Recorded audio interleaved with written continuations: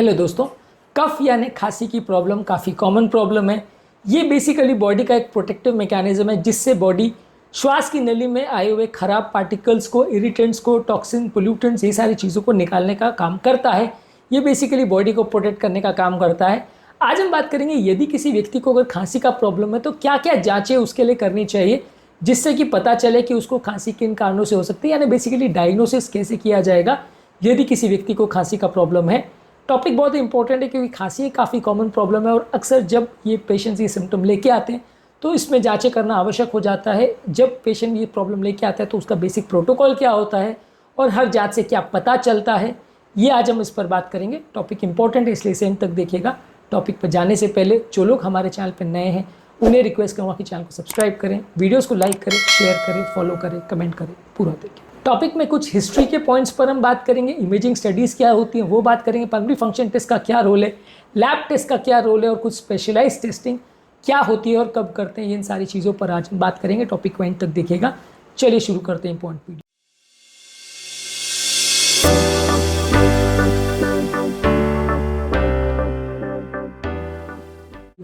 सबसे पहले अगर किसी व्यक्ति को अगर खांसी आ रही है तो आप इसका एक डिटेल हिस्ट्री लेंगे कि उसको सिम्टम्स कब से हो रहे हैं, कितने ड्यूरेशन से खांसी हो रही है। हमने ऑलरेडी अपने प्रीवियस वीडियो में जहाँ पे हमने खांसी की क्लासिफिकेशन पर बात करी थी वहाँ इसके क्लासिफिकेशन पर बात करी थी कि अलग अलग कारणों में खांसी अक्यूट होती है जब उसको 3 हफ्ते से कम अगर टाइम तक व्यक्ति को खांसी होती है। क्रॉनिक उसको तब बोलते हैं जब वो 8 हफ्ते से ज़्यादा की खांसी हो रही है और सबके कारण अलग अलग होते हैं। तो आपको पेशेंट का खांसी का ड्यूरेशन पूछना पड़ेगा, खांसी में कफ आ रहा है या नहीं आ रहा है ये पूछना पड़ेगा, खांसी क्या चीज़ से बढ़ती है, क्या करने से कम होती है। अब मान लीजिए कोई व्यक्ति को रात को सोने के टाइम खांसी होती है तो वो हार्ट फेलियर का खांसी हो सकता है। किस टाइम पे खांसी आती है ये भी पूछना ज़रूरी है। मान लीजिए सुबह उठते ही खांसी हो रही है तो वह अस्थमा या ऑब्स्ट्रक्टिव एयरवे डिजीज़ की खांसी हो सकती है। तो इस तरह की चीज़ें जब हम पेशेंट को पूछते हैं तो काफ़ी इंपॉर्टेंट चीज़ें पता चलती है जिससे कि पेशेंट के सिम्टम्स को हम समझ सकते हैं, पेशेंट की बीमारी को हम समझ सकते हैं और आगे का ट्रीटमेंट कोर्स निर्धारित कर सकते हैं। कम जाँचों में ज़्यादा इन्फॉर्मेशन हमें मिल जाएगी यदि किसी भी पेशेंट के बारे में हम एक डिटेल हिस्ट्री लेते हैं। हमें उसके पोटेंशियल ट्रिगर पॉइंट्स को भी पूछना है कि क्या क्या चीज़ों से व्यक्ति को खांसी बढ़ती है, क्या क्या चीज़ों से खांसी कम होती है, ये जानना और समझना भी आवश्यक है।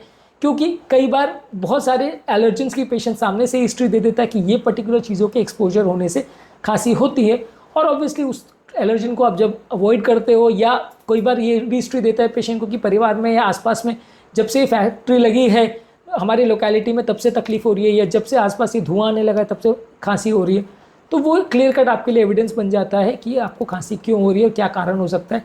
या कोई व्यक्ति आपको ऐसी भी हिस्ट्री दे सकता है कि जब से मेरे परिवार में टीबी का पेशेंट रहने को आया तब से मुझे खांसी हो रही है, तो ऑब्वियसली आपके लिए भी एक ईजी जजमेंट हो जाता है कि शायद टीबी का कारण हो सकता है, टीबी की जाँच करनी आवश्यक है। तो क्या चीज़ से ट्रिगर हुई, कब से चालू हुई, कितने ड्यूरेशन की हिस्ट्री है, ये हिस्ट्री के इंपॉर्टेंट पॉइंट्स है जो आपको बता सकते हैं कि किसी व्यक्ति को खांसी क्यों हो रही है और उसके क्या इंपॉर्टेंट और रिलेवेंट इश्यूज़ है। इसके अलावा आप पेशेंट का फिजिकल एग्जामिनेशन करते हैं। अगर आप किसी डॉक्टर के पास जा रहे हो तो वो एग्जामिनेशन करेगा, ऑब्वियसली पेशेंट उसके रिलेटेड खुद से एग्जामिनेशन तो नहीं कर सकते, पर उसका कैसा लंग्स है, कैसे एयरवेज है, उसके ऑस्कल्टेशन में कैसी साउंड्स आ रही है, पल्स, बीपी वगैरह कैसा है, ये सारी चीज़ें हम इवैल्यूएट करते हैं जिसके बेसिस पे पेशेंट का आगे का ट्रीटमेंट डिसाइड होता है। इसके अलावा इमेजिंग स्टडीज़ में सबसे ऑब्वियस इमेजिंग स्टडी जो खांसी वाले पेशेंट में की जाती है वो है एक्सरे।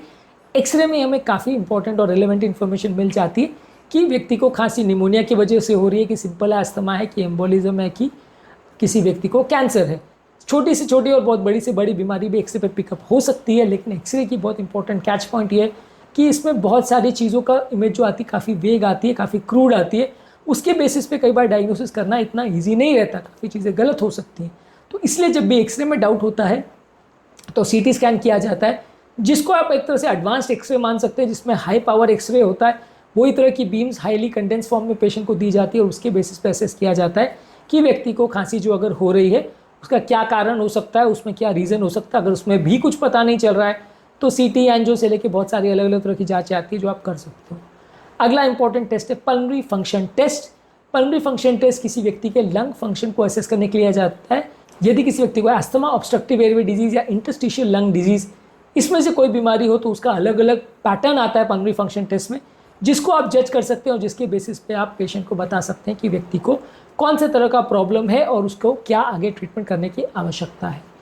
इसके अलावा आप कुछ लेबॉरेटरी टेस्ट करते हैं जिसमें सबसे इंपॉर्टेंट है उस खांसी के कफ की जांच करना यानी जो बलगम आ रहा है उसको आप जांच करते हैं कि उसमें बैक्टीरिया है या नहीं, और बैक्टीरिया है तो कौन सा टाइप का, जो कि बहुत इंपॉर्टेंट चीज़ है। अलग अलग तरह के बैक्टीरिया अगर आप डिटेक्ट करते हो तो उसके बेसिस पे ट्रीटमेंट स्ट्रैटेजी डिसाइड कर सकते हो। उस बैक्टीरिया के लिए स्पेसिफिक कौन सी एंटीबायोटिक देनी है ये आप पता कर सकते हो और उसके बेसिस पे ट्रीटमेंट निर्धारित कर सकते हो। तो अलग अलग व्यक्ति की खांसी के कारण में आप उसके कखार का या कफ का कल्चर करते हो और उसके बेसिस पे आप पेशेंट का ट्रीटमेंट स्ट्रैटेजी डिसाइड करते हो। कल्चर की रिपोर्ट आने में अक्सर 3 से 5 दिन का टाइम लग जाता है, इसलिए ये एक इंपॉर्टेंट डिटरेंट होता है कि सबसे पहला टेस्ट कल्चर इसलिए नहीं करते क्योंकि कल्चर में कौन सा कीटाणु ग्रो हो रहा है वो रिपोर्ट आने में टाइम लग सकता है और उसकी वजह से ट्रीटमेंट डिले हो सकता है। कई बार स्पूटम का रूटीन एग्जामिनेशन करने में कई बार कीटाणु कौन से हैं वो दिख जाते हैं, तो इसके बेसिस पे भी जजमेंट किया जा सकता है। कफ का कई बार टीबी के लिए भी एडवांस टेस्ट किया जा सकता है, या टीबी के लिए या दूसरे कीटाणु के लिए या कैंसर वगैरह के लिए भी जांच की जा सकती है। तो किस तरह का कफ है और क्या आप सस्पेक्ट कर रहे हो उसके बेसिस पे उसके लिए एडवांस टेस्ट कर सकते हैं। इसके अलावा आप ब्लड की टेस्ट करते हो ये देखने के लिए बॉडी में कोई इन्फेक्शन या इन्फ्लेमेशन तो नहीं है। ब्लड काउंट्स, सीबीसी, सीआरपी या ओवरऑल पेशेंट का क्या पैटर्न्स है, ये सारी चीज़ें आपको रूटीन ब्लड टेस्ट में पता चल जाती है। साथ में कोई लिवर का, किडनी का या हार्ट का इश्यूज़ तो नहीं है, ये भी आपको पता चल जाता है। तो इससे भी काफ़ी इंपॉर्टेंट इश्यूज सॉर्ट आउट हो जाते हैं यदि किसी व्यक्ति को खांसी है या नहीं। इसके अलावा आते हैं कुछ स्पेशलाइज्ड टेस्ट जैसे कि ब्रोंकोस्कोपी, जो बेसिकली एक दूरबीन होता है जो कि श्वास की नली में हम डाल देते हैं और अलग अलग जगह में कोई अगर लंग्स में कोई पार्टिकल है, कोई फॉरेन बॉडी है, कोई एब्नॉर्मलिटी है, उसको यदि हम देखना चाहते हैं तो उसे हम आइडेंटिफाई कर सकते हैं इस टेस्ट के द्वारा। और अगर कोई पार्टिकल या फॉरेन बॉडी है तो उसे निकालने का काम भी ये कर सकता है। तो बेसिकली ये थेरेपी का भी काम करता है। इसके अलावा यदि किसी व्यक्ति को कोई एलर्जी है तो उसके लिए आप एलर्जन टेस्टिंग करोगे। अलग अलग तरह की एलर्जीज में लोगों को खांसी हो सकती है, तो वो एलर्जिक टेस्टिंग आप करते हो ये देखने के लिए कि खांसी का कारण क्या हो सकता है। यदि किसी व्यक्ति को हार्ट की बीमारी का डाउट है तो हार्ट का ईसीजी करते हैं जिसमें हार्ट की चेंबर की साइजेज और हार्ट की कंडक्शन पैटर्न्स का पता चल सकता है, और हार्ट का इकोकार्डियोग्राफी करते हैं जिसमें आपको ये पता चल सकता है कि हार्ट के चेंबर्स डायलेटेड तो नहीं है, हार्ट फेलियर तो नहीं है, हार्ट की बीमारियों की वजह से खांसी तो नहीं आ रही और हार्ट की बीमारियों की वजह से लंग्स में पानी तो नहीं भर रहा है। ये सारी चीज़ें आपको पता चल सकती है। इसके अलावा भी अलग अलग व्यक्तियों में अलग अलग तरह की प्रॉब्लम्स के हिसाब से अलग अलग तरह के टेस्ट हो सकते हैं। यदि किसी व्यक्ति को अगर खांसी का प्रॉब्लम है तो बेसिक जांचें हैं जो आपको करनी चाहिए, जिसके बेसिस पे आप डिसाइड कर सकते हो कि खांसी का कारण क्या है और उसके बेसिस पे आप ट्रीटमेंट डिसाइड कर सकते हो।